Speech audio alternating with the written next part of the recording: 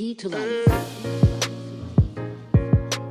Hello, this is Sekou Burmese, your host of The Lit Review, a podcast brought to you by the Academy of Management Journal. In this podcast, we delve into the insights of recent research published in the journal and interview authors and corporate leaders to discuss the inspiration for these ideas and how insights from this research can apply to current pressing issues in organizations and markets. In this episode, I speak with Gurneeta Vasudeva, an associate professor of strategic management and entrepreneurship in the Carlson School of Management at the University of Minnesota. In our conversation today, we talk about a recent paper that she published in AMJ with co-authors Arslan and Elizabeth Hirsch about how public-private collaboration contributes to the success of socially beneficial innovation tasks. The paper explores the differences between public and private forms of innovation and then outlines many of the obstacles that arise when these two types of organizations work together, mainly coordination and cooperation issues. We discuss the findings from this paper, as well as the implications for efforts around the world that are attempting to solve some of society's most pressing problems, including homelessness, inequity, and global health.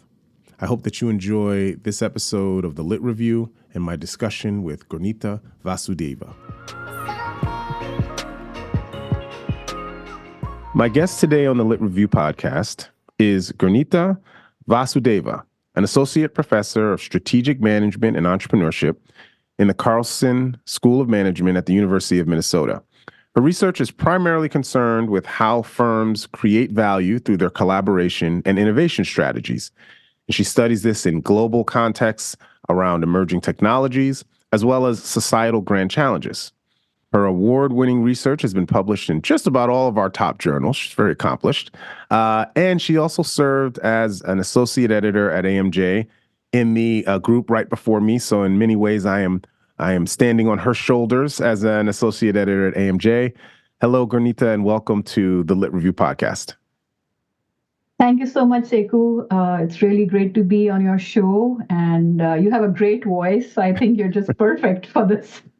Well, thank you very much. I'll try to keep it up. Drinking a lot of tea. Actually, it's coffee. That helps. So I'd like to start by talking about a recent AMJ paper that you published with some co-authors, and it's titled Public-Private and Private-Private Collaboration as Pathways for Socially Beneficial Innovation, Evidence from Antimicrobial Drug Development Tasks. Now, that is a mouthful, but I love this paper. As soon as I read it, I thought, man, this would be great for the Lit Review. And the primary question that you and your co-authors pose in the paper is to understand if and when these public-private collaborations on socially beneficial innovation perform well as compared to, firms that just do it by themselves or just private kind of collaborations. So before we get into the paper, which I think is really interesting in a really rich context, I want to ask kind of a larger question. So what kind of got you interested in the topic of public and private collaborations and a phenomenon that you felt you wanted to understand a little bit better? So, Sekou, I've worked in international development before I joined the academia. I worked in Washington, D.C. with a variety of international development agencies like the World Bank, the U.S. Agency for International Development, and a number of government agencies. So I came from a background where the public sector often played a very important role in addressing developmental challenges, particularly in the context of energy and environmental issues. I hadn't really studied health issues in that setting. But then a few years ago, this was 2019, March of 2019, there was an opportunity to accompany a team of, believe it or not, veterinarians from the University of Minnesota and a bunch of other experts who were traveling to international development agencies like the World Health Organization and the Food and Agriculture Organization and a couple of other different agencies and the World Trade Organization in Europe as a part of a university delegation that would explore opportunities for collaboration between academia and these international development agencies to address issues pertaining to animal health and human health under the One Health initiative. And my dean chose me. She suggested my name, and then of course I had to go through a vetting process because she knew that I had worked with international development agencies, so I won't be a complete fish out of water on this team. Although I was the only business school faculty in a group of about 20 odd experts from the animal health space. Got it. So that's what really, triggered this interest in looking at the role of the public sector in this particular context of antimicrobial resistance, which is what this paper seeks to address, and looking more specifically at the role of collaboration between public and private sector organizations. Yeah, that's great. So that's, I think, a great lead into the central phenomenon of your paper, right? So thinking about public and private, public organizations, and I think about universities, but you also mention nonprofits and those sorts of things. They operate much differently than public for-profit organizations or even private, for-profit organizations. But these collaborations can be really useful. They can be beneficial in some instances. So when do you think, based on your knowledge and expertise working, as well as your research, when are these public-private collaborations actually beneficial? Right. So, one of my observations has been that whenever it comes to a grand challenge, like in this case, antimicrobial resistance, or the well-known 17 Sustainable Development Goals, which are also a form of, grand challenge that the United Nations is trying to address, there's always this emphasis on public-private partnerships, or emphasis on the role of the public sector stepping in to solve these societal grand challenges, to address market failure, which is, there is a demand for something, but there isn't enough supply from the private sector for, reasons of lack of incentives or other economic reasons. And for that reason, the public sector is often asked to step in. But I don't think there is very much systematic research on when exactly the public sector's participation can, in fact, address these societal grand challenges effectively, relative to not just solo development by companies, for instance. So there is some research which has looked at, are companies better off getting funding from the public sector? Are companies better off collaborating with the public sector? Of course they are, but there isn't really a lot of systematic work comparing the effectiveness or the efficiency of these collaborations relative to private collaboration. So that's where I wanted to make a contribution. And also, I think what really strikes me as interesting is that when you go to these agencies, there's very little discussion even of the role of the private sector. So coming from the business school, I was really struck at how little people even think about the role of companies in addressing societal grand challenges. So do you have an example? This also seems really interesting, but so maybe this is from the experience you had with the One Health initiative that you mentioned. So are these agencies, and they're not even thinking about healthcare companies or private companies and the ways that these private companies can actually help? Absolutely. I mean, so I did notice that there were, senior executives from private pharmaceutical companies who now work at the World Health Organization, for instance, who were making these presentations. And one would expect that these people, having worked at the private sector in that domain, they would be very aware of the role of the private sector and so on. But I didn't see any direct inclusion of the private sector or any kind of attention being given to the role of the private sector, at least in this space. And there was a lot of discussion of, antimicrobial resistance from the standpoint of, how there is a overuse of antibiotics, which leads to this problem of resistance, like an arms race between the bacteria and the antibiotics. But also how this problem of antimicrobial resistance is perpetuated because of lack of regulatory standards in countries that are producing a lot of antibiotics, and these effluents are getting into the water systems and then indirectly getting into humans and animals, and then directly perpetuating the problem of antibiotics. So you're just consuming antibiotics through the water or through the food, even though you don't really need it. And then when you actually need it, you're not really responding to it. And, certainly companies are playing a very big role in this, both in a positive way and a negative way, but you don't really see much of that being directly acknowledged or examined. And it's almost like, the public sector does all of it. And they do it all by themselves, which is, I don't think, accurate. All right. So thinking about the public-private collaborations, there's times where it's necessary, right? Like you said, when there's not really great incentives for private investment, but there's a big need for society. So there's, a good opportunities. But there are also times when it wouldn't work well, right? Where you can imagine that World Health Organization brings in pharma, and a pharma company and an agency are trying to work together, and it's not working well, right? And I think even in your paper, you talk about the development of the COVID vaccines and how there were some bumps along the road with that collaboration. Right. So, we give some concrete examples in the paper also with respect to the AstraZeneca and Oxford partnership, and then Merck's involvement in vaccine development under the Operation Warp Speed, which was launched by the US government. And so, it's not to say that, public-private collaboration doesn't work, but there are problems of incentive misalignments, which can lead to problems of cooperation, as we point out. And a lot of the research, I think, that has looked at collaboration risk has looked at mostly these incentive problems. The transaction cost perspective has mostly looked at these incentive problems leading to cooperation failures.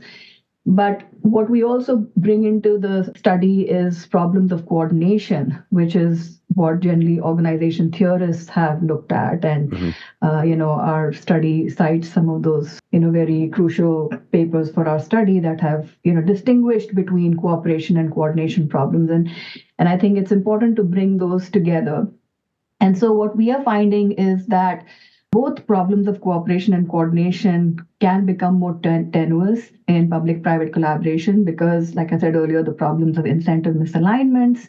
The public sector cares more about social welfare, just to kind of keep things simple, and the private sector cares more about profits and reducing uncertainty. So that's kind of one very kind of simplified way of thinking about incentive misalignment. But then there are also problems of coordination in terms of, you have very different organizations, very different organizational setup, which are trying to come together to work on these very complex drug development tasks, for instance. And that creates, these operational risks in addition to the relational risks that arise from the incentive problem. So what we find is that public-private collaboration can work well, especially in the discovery stage, when there is a lot of uncertainty, or when there is new drug development, again, when there is a lot of technological uncertainty. But it doesn't work very well when you're getting closer to the commercialization stages, where the incentive misalignment problems become more pronounced, and so on. So there are conditions under which the public-private collaboration could actually be effective and efficient versus the private-private collaborations. Yeah, and I think that's a really interesting kind of finding, which is in the life cycle of kind of a collaboration. It's the beginning, right, where you're trying to figure out what a solution might be. And then towards the end, it's about executing and then maybe rolling out this solution. And it sounds like at the beginning, hey, these public-private collaborations kind of work really well, right? Because now it's about, hey, bringing different viewpoints to bear might give you interesting ideas. But as you get closer to all right, now, how's this going to work? And how much is it going to cost? And who's getting money where? That's where things start to fall apart, so to speak. Well, not fall apart, but you start to have more friction. So that was, I think, one of the key findings. Was there anything unexpected that you learned or that you found in this paper? Either something that was in the paper or maybe something that didn't even make it into the paper, but that surprised you? Yeah, so I'd say, one thing that surprised us was that, we theorized both in terms of cooperation and coordination problems being important, and we were trying to, capture the cooperation problems based on the effectiveness, that is, whether the task even moves from one stage to the next stage. So both cooperation and coordination challenges can deter a task from progressing, right? Because if things are delayed, if there are disagreements, if there are coordination problems, that can have an effect on both. But when it comes to the time that it takes for moving from one task to another, which is what we call efficiency, which is also, what is generally regarded as efficiency in this literature, that is more related to the coordination challenges. So if there are lots of coordination challenges, you might actually take longer to achieve a particular goal. So you may still make progress, but it might just take you longer. And that's the problem of efficiency, right? And that's that happens if there are coordination problems.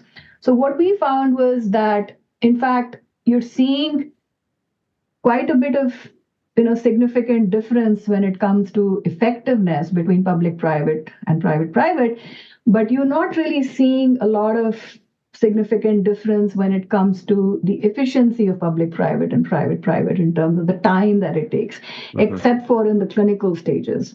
And so what that tells us is that coordination problems are perhaps less of a problem. They are, maybe more tractable, those are things that could be more easily overcome. You could actually put in place governance procedures, and so there is an opportunity to, address those types of coordination problems. But the cooperation problems, which are coming from inherent incentive misalignments, those are much harder to change. Yeah. So, I can't change the fact that as a company, you have a profit motivation, right? And I, as a government agency, have less of a profit motivation and more of a public goods type of motivation. That's harder to change. And so I think that was kind of interesting and revealing for us, and deserving some maybe future investigation and how contracts can. And speaking of contracts, so one thing that was kind of buried at the end of your paper, but kind of raised an eyebrow, and it was about the nature, the nature of the contracts here. And I'll read from here. You say that the qualitative analysis, you found that there was a lack of provisions in the contracts. And for the public and private collaboration, only 22% of them in the sample had milestones, developmental milestones.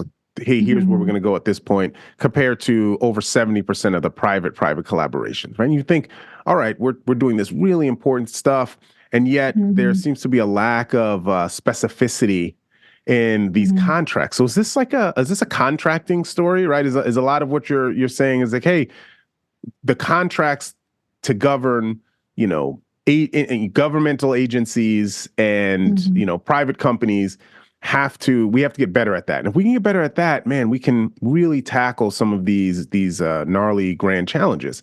So I was struck by that the fact that there's so little of it in the public-private. Did you have any conversations with people, or, your own experience? Is there a reason why there's a lack of this specificity around milestones in the public-private space?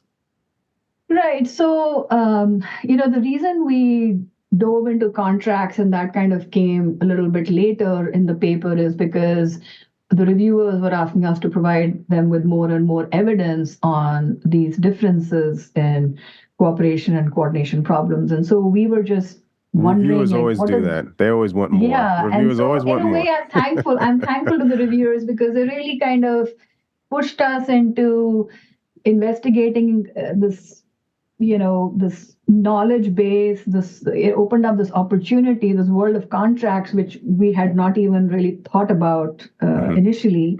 We had done some interviews with experts, and we used that qualitative evidence as well to both build our theory and to validate our results. But this world of contracting really kind of was something that we were pushed to look into because, we were being asked to provide more evidence on whether there is, in fact, a systematic difference between the public-private and the private-private collaboration. And how could we unpack that black box, right? Like, how do we go into that black box and say, yes, there are, in fact, these systematic differences in how problems of cooperation are, how incentive alignment issues are being tackled, or how governance is being tackled, in these different types of collaborative arrangements. And so we thought the contracts might give us some clues for that. And so that's how we kind of went into the contracts, and based on whatever contracts we could get our hands on, it was a smaller sample of, I think, about 176 contracts. Yep. We did, just a very simple text analysis. We did just reading of contracts to pick up on, excerpts which seemed to address some of these issues. And then we also did a little bit more systematic analysis to present, differences across the different dimensions of, how relational risk was being addressed in these contracts versus operational risk. And I think, what we were finding in these contracts was also corroborated by what we heard from experts. So one of our experts who had worked extensively both on the public sector side and, on the private sector side, there's this nice quote about how these projects, when they're sponsored by public agencies, become zombies that are hard to kill. So that is kind of very much in line with this idea that, once there is a project that has been sponsored, that has been launched by the public sector, by the government, then there isn't really a lot of provision for saying, okay, we're going to do these milestone checks, and if it's not making it, then have those go no go type of provisions. So I think simple go no go type of provisions can really change the time, the effort, all of that can really reduce the costs that you're investing in projects that might otherwise not be viable.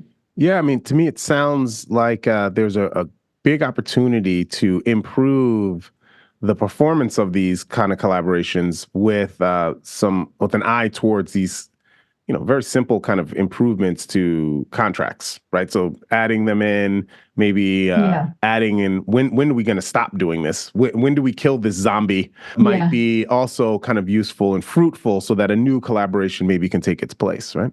So expanding out a little bit, one of the other things that I love about the paper is it's about public-private collaborations, but it's about something that's really important, right? Thinking about health, and you've talked a little bit about that. But I think the larger question is, this is kind of the way that most grand challenges are being attacked, right? It's through government and private companies trying to get together and solve things like around poverty and health and hunger, infrastructure, economic growth, and the like. So what are some of the takeaways that you think are generalizable to these other kind of grand challenges? Because I think there's probably people who in some way or another are working on trying to improve this, and it's some sort of a collaboration between government or public organizations and private organizations. Yeah, no, I think, the role of the public and private sector are very core and crucial to addressing several of the grand challenges, whether it's, health related, water related, energy related. I mean, so, I think some of these approaches of public-private collaboration are being used quite commonly across these different 17 SDGs. And I was just looking at it this morning, and what struck me was that if you go into any of those SDGs on the UN's website, just click on any of those squares, you'll see a lot of information on those SDGs in terms of targets and tasks and activities and whatnot. And then they will have, the section on multi-stakeholder engagements and conferences and things like that. Yeah. But they never really give any specificity on, to what extent are there public-private collaborative arrangements, to what extent is the private sector, how much investment is coming from the private sector to address. I'm sure there is investment coming from the private sector to address, water related challenges, for instance. I know coming from India, I know companies like Coca-Cola were investing heavily in watershed management, for instance, right? Because that's the foundation. That's a very critical resource for their sustainability, economic sustainability. So I know that companies are doing a lot of work in each of these areas, but there isn't really any explicit documentation or tracking, in terms of contributions, in terms of outcomes.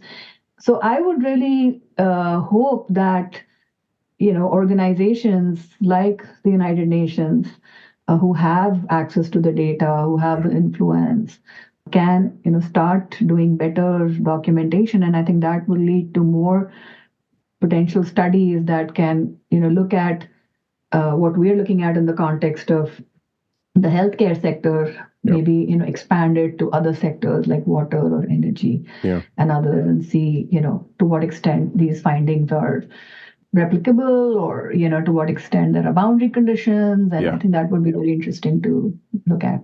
Yeah, absolutely. I mean, part of the reason I am an org theorist is that it occurred to me pretty early on that just about every really important thing in my life was the result of some organization, right? An organization helped bring me into this world. My mom went to a hospital, right? And so there's a hospital, then I went to school, and then I got a job. And so for all of these really important issues of our day, climate change and the like, making progress is important. And that's really going to be based on how strong the organizations are that are trying to approach this. And so I would love more attention and research like what you've been doing to be done so that we can perfect what should those organizations look like that are addressing this. And if we can fine tune those, then maybe we can make a lot more progress on these sustainable development goals than we've been doing. Right. So that's our role in this thing. I'm not a biologist. I'm not a medical doctor, but hey, you guys are all in organizations, and I know organizations, so maybe we can help in that way. Yeah. All right. So I want to finish this off with two kind of fun questions that I like to ask all my guests. The first, much of research that I read and when I talk to people, it's driven by curiosity, right? That you see something, a trend, a pattern going on in the world that you don't quite understand. And so what right now is piquing your curiosity? It can be anything related to what we see in society within organizations or markets. So right now, I'm very interested in issues around data privacy and data security. So again, I think this might seem a little bit different from what I've been doing in this paper, for instance, but I do think that issues around data privacy and data security also have societal impacts, just like, antimicrobial resistance might have societal impacts, or climate change might have societal impacts. Which is also a topic that I'm studying, looking at electric vehicles commercialization across the world. But I'm very intrigued by, the implications of data privacy and how different societal actors, government actors, private sector actors are going to be playing a role in this area, and how it's going to be impacting them. So, the GDPR is one such example of how governments are getting involved in creating this public good, the societal, benefit of data privacy, data security, and how, the private sector is stepping in. And, I think that's an interesting area of research for me. Also something that I'm, tracking and kind of, keeping my eyes peeled for. So, so I think that's one data issue, privacy. which is, data privacy. And also I'm kind of very struck with, how these issues around data privacy and data security are affecting the fortunes of, these very large established companies like, Meta that has rebranded, that has been rebranded from Facebook, or, other companies like Amazon that is being targeted by regulators, in the US. So it's just very fascinating to see how data is becoming the new oil, so to speak, and it's becoming a source of great value creation and competition. And it has gained some of the same elements in terms of this conflict, but also potential for cooperation between public and private entities. Yeah, I remember reading an article probably a couple of months ago about what would happen if people were given the ability to personally benefit from their data, right? So right now I use a phone, I click the consent, they can get whatever they want. But if we set something up where companies had to actually reimburse me to, track what I look at in Instagram, and if there was a way to actually kind of do that and allow people to choose to or not choose to sell their own data, which right now they're kind of giving away. Yeah. Would that be good, bad? How would that change a lot of what we have right now? And I thought it was a cool thought experiment. I think it's going to happen? I don't know, but definitely a thought experiment. I could see it happening. Absolutely. And I think there are institutional differences. So there's some work in the legal space and the law journals that has looked at how data and innovation more broadly is kind of defined by this notion of permissionless innovation in the US, where you just go and do things and ask for, forgiveness. Yeah. You don't ask for permission. But in Europe, this whole regulation around GDPR and data protection is based on the principles of human rights. That individuals have these rights, and you can you can't really violate those rights by misusing their data. But there's also these issues in terms of alienability of data from the individual, and so there are issues around the legality of it and issues around the ethics of it. So it's not, I think, a straightforward issue, because something that might appear unethical may actually be legal. Yeah, that's true. So I think those are. Yeah, that's a whole nother topic. What's legal is ethical. What's ethical is legal. Yeah. All right. Second question, and I'll take us out on this one. What is something that you are reading right now for fun? Just for fun. You're not an AE anymore, so you don't have to write decision letters. So you have all this spare time. What are you reading for pure enjoyment? Oh, I just started a subscription to the New Yorker, and I really love their crossword puzzles. Okay. So I was kind of, very taken in by the crossword puzzle, because I was able to do the first one completely, and then I tried doing the others, and I wasn't able to do that very well. The first one they give you is always the easiest one. Yeah, they want to get you hooked. Probably started me out. Yeah, they probably started me out on the easiest one, the first magazine that I got. That was, a couple months ago. But doing the crossword puzzles have been really fun. And but I've also been kind of doing some reading here and there.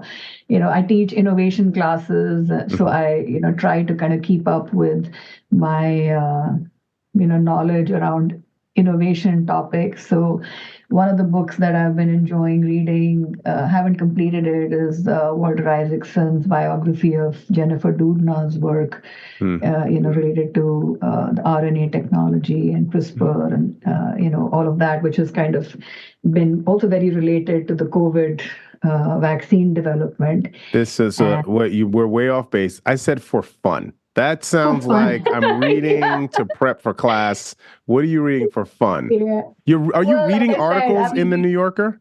Do you read articles in the New Yorker, or you just do the crossword puzzle? There have been some articles in the New Yorker that have been quite interesting too. So I think I was reading articles around issues of how DEI issues, for instance, are being perceived, and gender issues. I think we have so much conversation going on around DEI and gender, and I think New Yorker has been doing some fun coverage on those topics. And what I like about the New Yorker is that they always have the very humorous take on serious topics. Their writing style is. It's just has catchy titles, like they have funny titles, but the New Yorker, the whole writing style is kind of, they bring comic relief to very serious topics. Yeah. Well, I can tell you, as a New Yorker, that is very typical of the New Yorker, which is, we're going to tell you, but we're going to tell it to you with a little sarcasm, because, everything's good with a little sarcasm on there. Yeah, I mean, it's, that kind of lightens things up a little bit. Oh, that's good. All right. That's for fun. All right. That other thing you were going down, about innovation. No, that wasn't a fun Yeah, reading. that's heavy reading, That's but work. I try to. That's work. And I know you love your work, but no, that's not what I was asking. But I want to thank you. I appreciate you for taking the time out to speak to me. And thank you for all the work you put in on this project and this paper. And like you were saying, I hope that there's other opportunities for you to dive into some of these additional questions, and hope to see you around sometime at an AMJ get together, maybe this summer. Same here, Seku. It was a real pleasure speaking to you, and thank you for this very engaging conversation. I just don't know where the time went. And, I really appreciate what you're doing for the community. So thank you so much. It was great collaborating with you. All right, that's it for the Lit Review. I appreciate Gurneeta for her time, and I appreciate you all for listening. If you liked this episode, please subscribe to the Lit Review podcast. You can find us by searching The Lit Review and AMJ podcast on iTunes, Spotify, or any other podcast platform that you use, as well as on the AMJ homepage. You can also find us on Twitter, also known as X, where we have a weekly Spaces show called AMJ Radio Live that's hosted by @AOM Connect. Thanks to the Academy of Management for the support for this podcast. Special thanks to my producer, Holly Fearing, for all of her work that she does behind the scenes. Our theme music is produced by Key to Life. This is Sekou Burmese. See you next time. Take care and be good. Key to Life.